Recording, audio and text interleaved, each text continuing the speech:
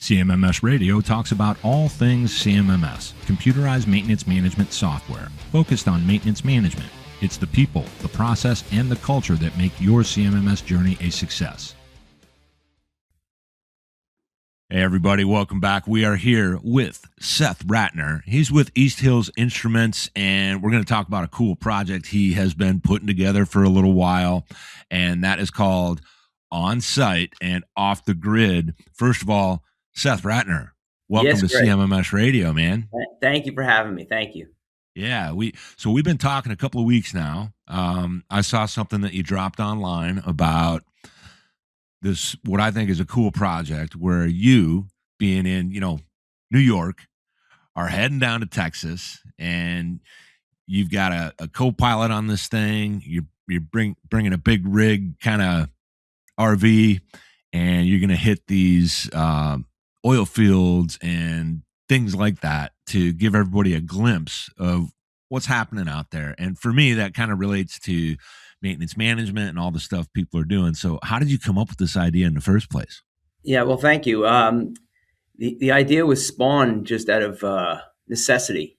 What's transpired is that my company, both with distribution and marketing, being that we're a small family business, we have certain limitations, and we spent a lot of time brainstorming of how to get that message out there, how to get across to not only the industry, but people outside the industry, what goes on out there and how hard the work is and what's involved. Very often people just look at things that go on in Hollywood and just assume, you flip your lights on, they go on, you turn your stove on, it goes on.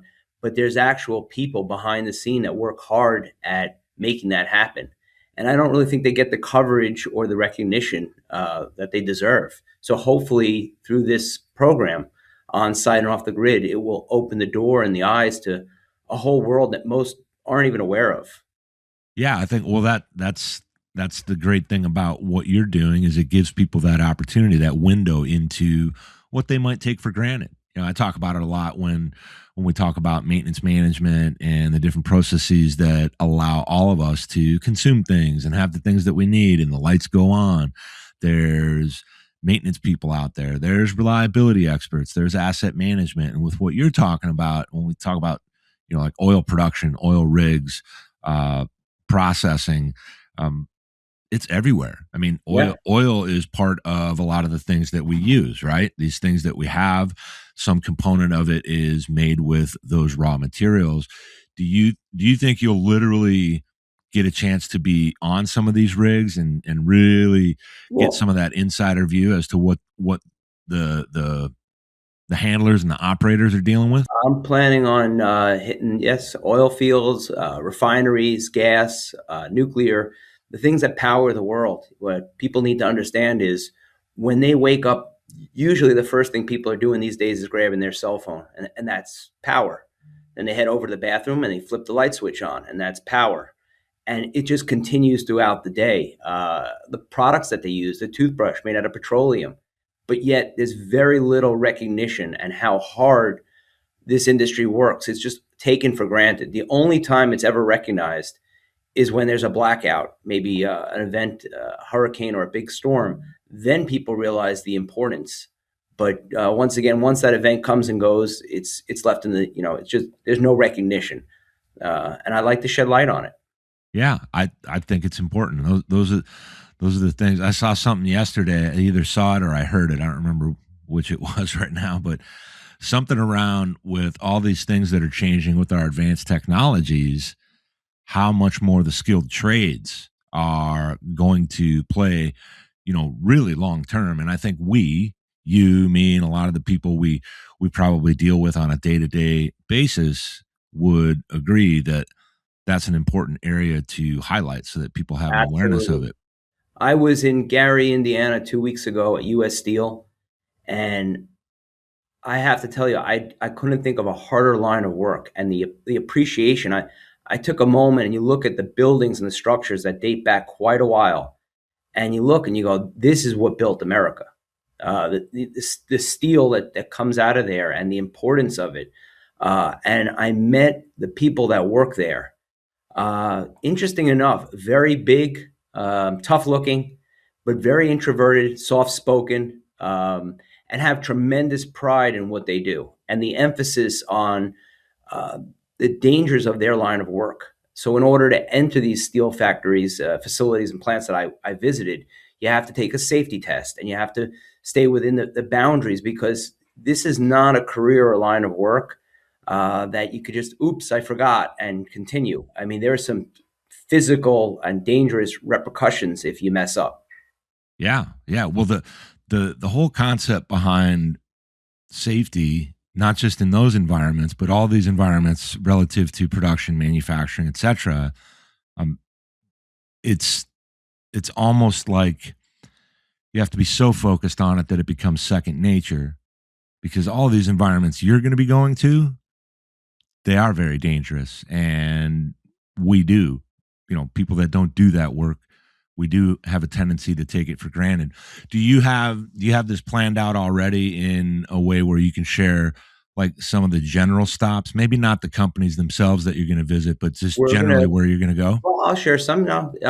We're kicking it off in Corpus Christi. From there, we're going to be visiting Exxon, Sunoco, BP, a lot of the gas, oil, but also there is some aspects of pharmaceutical and chemical that we'll be visiting as well, because they all deal in the world of measurement and metrology. So my equipment is all about accuracy. It's all about measurement, reliability, and it touches into all of those industries. But the core of it, going down south into Texas, will be with the gas and oil industry. Yeah. Do you expect you'll be on land? You won't get offshore. You won't get out onto a rig out in the water. You know, the one thing I could tell you, being on the road, you never know what will come about. At the moment, there's nothing scheduled for that, but things do have a way of taking their turns. So I'll never say never. Yeah, yeah, and what's also, I mean, I'm going to use the word cool. I don't know if that's the case for everybody, but um, when you get into each of these environments, they're all going to have their own unique nuance, character. So you'll see all the similarities, but then you'll get into more of the nuance. You'll get to interact with these folks, and hopefully some of them will be comfortable. Maybe grabbing some time on camera with you, telling some cool stories. It's a very interesting thing you just brought up. I have been blessed with the ability to travel all over the world. So I came back a few weeks ago from Dubai and Abu Dhabi, and I have to tell you, even though it's on the other side of the world, measurement and safety and the oil and gas industry is a universal language. The people that are working in oil and gas in Dubai or in Abu Dhabi and the United Arab Emirates have the same issues, problems, and concerns that we have in down south in let's say Corpus Christi, in that area. It's a universal language. I also find that the people for themselves share a similar demeanor. They're very serious about their work. They're very serious about safety. They take great pride in what they do.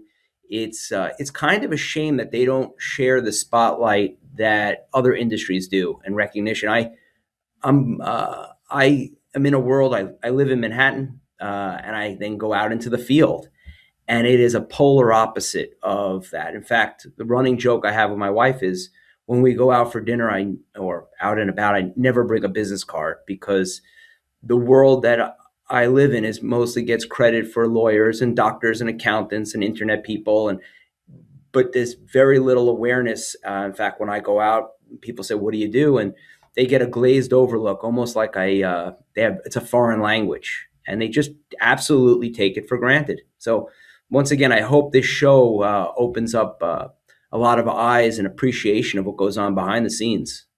Well, I think, I know for me it will. And I think a lot of the people that I know, and I think people that keep up on this kind of stuff, whether it is specific to maintenance or CMMS, computerized maintenance management software, or what you're talking about with instrumentation, and I'm assuming in these environments tolerances are just as important there as they are in a manufacturing facility. I mean, it's silly to even say that. How much exposure do you get to the maintenance side of things rather than just the oh, something broke and we have to respond. Do you get a lot of exposure to that over these years? Maintenance is a core part of it. Preventative. Anytime a facility opts not to, you save a quarter and you lose a dollar.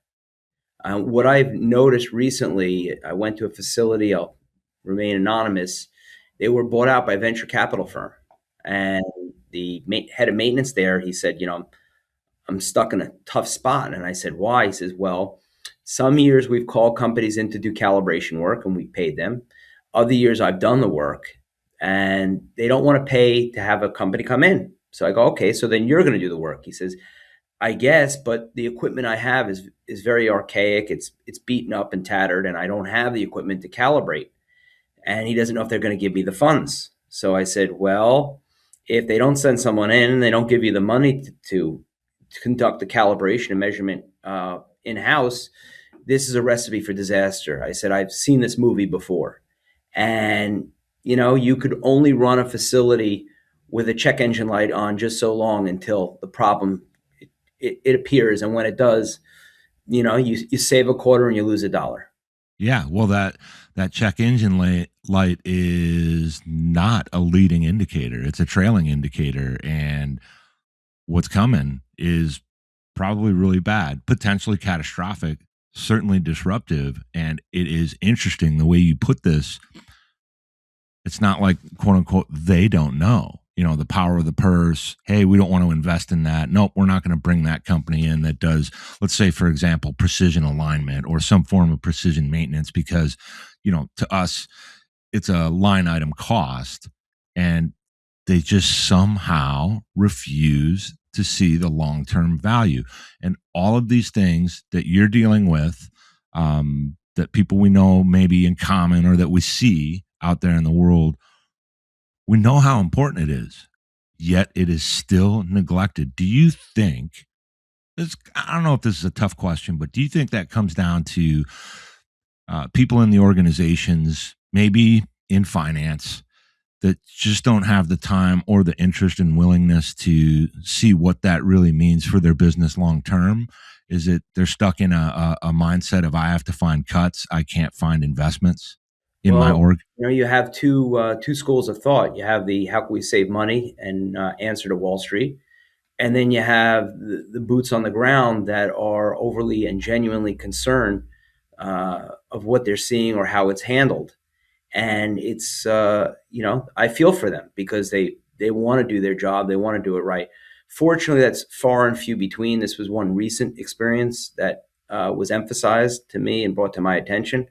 But for the most part, they do have the means to take care of this. But every so often, there'll be a facility that doesn't emphasize enough attention to metrology and measurement. Not the guys doing the work, but it's the office, it's the corporate side of it. Yeah, that's.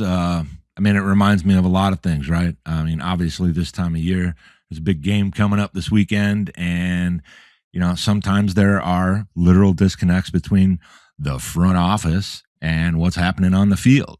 And I think that's almost a human tendency, and you have to be very intentional about what you're doing. Some of the people I know, when we talk about maintenance or you're talking about metrology,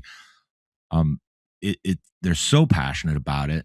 They constantly see it wherever they go, whatever they're doing. It doesn't matter if they're at work or if they're out with family. That's just a thing for them. And I think we all wish that was more of a thing for everybody so that we didn't have to see these avoidable kind of failures. One of the I consider unique qualities to our company is we have gained a lot of insight and development through our customers, both certain added value to our products, but one thing in particular, like we added a spring-loaded versatile hook to our gauge. And the reason being is we got a report, they said, a lot of the competitors, they use a magnet or Velcro to hold their instrument up. And the problem with that is it gives a false sense of security. And if it gives way and it drops down 2 stories, it could hit someone.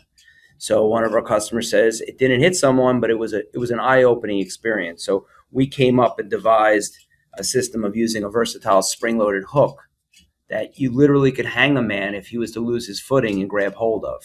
So it tucks to the back of the gauge, and we baked in the aspect of safety and reliability. But all of that was spawned from the guys out in the field. So we practice what we preach. We hear what they say, and we like to incorporate it into our products. Well, if you're seeing the outcomes, then the whole time it's exciting for you because it, Absolutely. it's just a matter of time until you make that improvement. Now, is that can we see that again? Bring that back Sure. up. So I what wanted to this see is, on the bottom. so what this is an auto ranging digital gauge, only one in the world. And on the bottom is a 1/4 inch NPT fitting. First thread is tapered. What's unique about it also is you could twist it on and off without breaking the cold welds. We got that information from our customers who've had issues in the past. But the safety aspect would be two things that we brought into this gauge. One would be this hook, which you could, as I said earlier, hang a man off if they lost his footing and grab hold of it.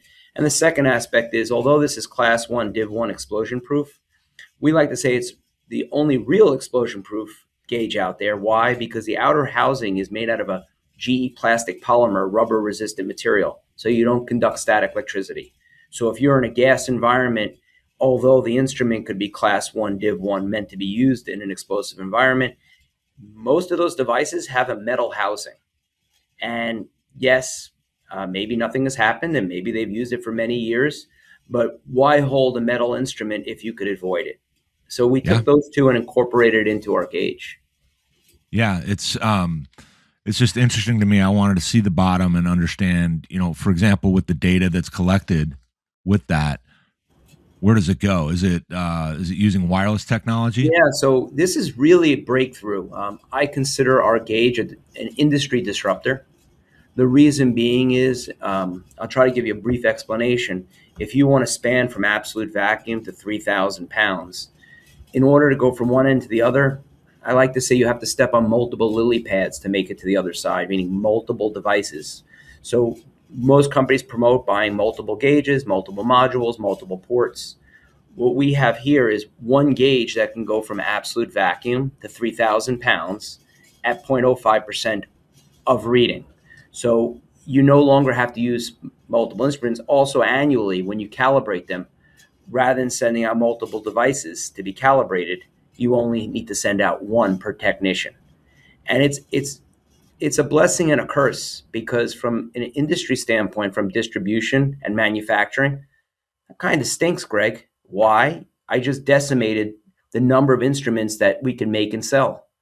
But on a positive note, the technician, when he goes up and down a ladder, doesn't need to carry 2 or 3 or 4 devices each. From a financial standpoint, it's a huge savings. But with technology, it's absolutely evil. It trumps the predecessor. But once the cat is out of the bag, technology moves forward. And that's opened up a whole other world of problems. Yeah. Yeah. Well, I mean, there's a lot we could talk about on that. And I think one of the things that I want to do is as you get out there and do on site and off the grid, when you're all done with that, maybe after some of the content has come out, I'm not sure, you and I will decide on that, but I want to do this again so we can talk a Sure. little bit about it, because I think no matter what you're prepared for, you're going to find a lot of interesting Oh, yeah. and hopefully some fun things, as well as maybe some maybe serious, but I'm hoping nothing too serious. But it'll be good to see it out there, and I kind of like the fact that you're coming from New York, from Manhattan, and you're going to be down in Texas, and I mean, It's going to quite be a lot of quite fun. different. The gentleman I'm with, his name is Bart from M&M Enterprise. He's from Fort Worth. Um, he's a family owned and operated business for 40 years. His mother founded the company. Mm, And you got a guy from the deep South and you got a guy from Manhattan. There's a lot of comedy that should that should come out of this. He's cowboy boots and hats and chewing tobacco, and so we'll have a lot of fun as we barrel down the road.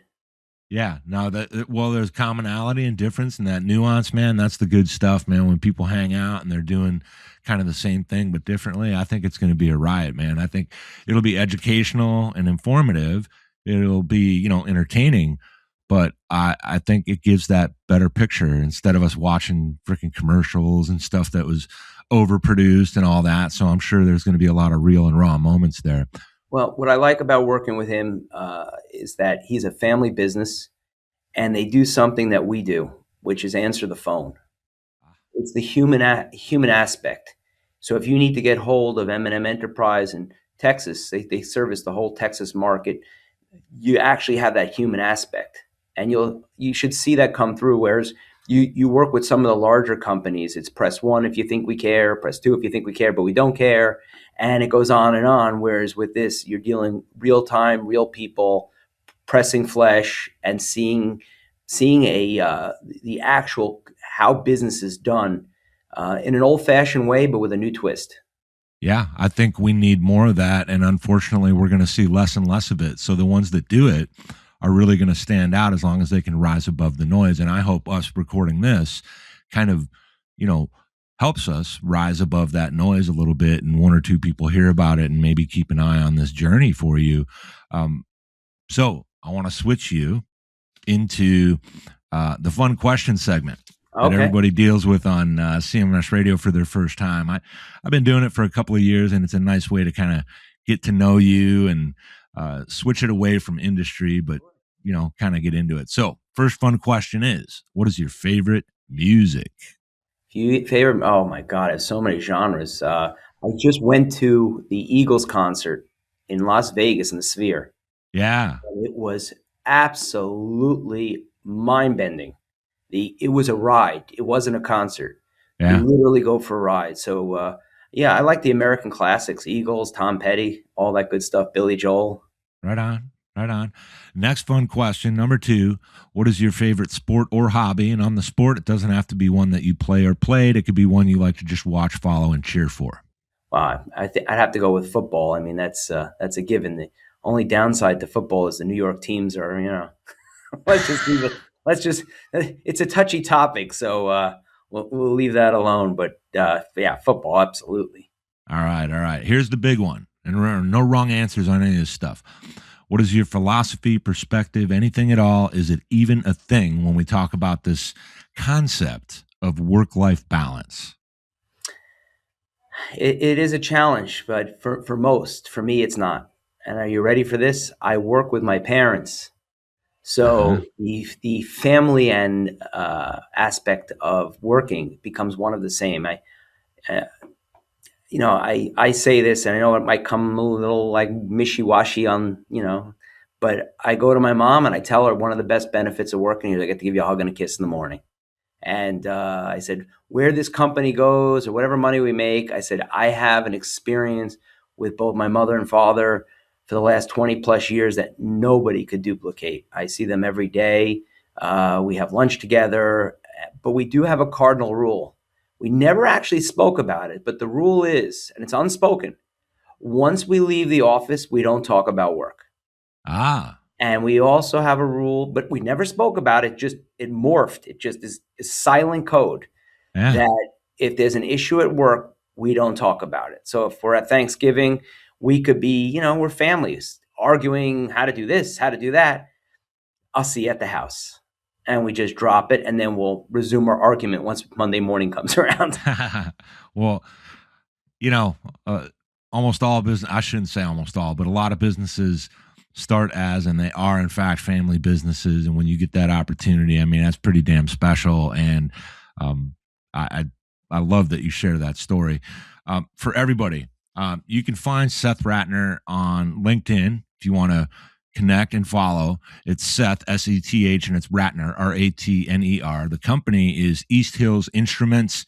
And what you're watching for, and you'll see the footage eventually, is on site and off the grid, where Seth's going to be rolling around in an RV down throughout Texas and a few other areas, and we're going to get some real deal on the ground coverage of what's happening at refineries, maybe some nuclear and oil rigs, oil fields, I should say.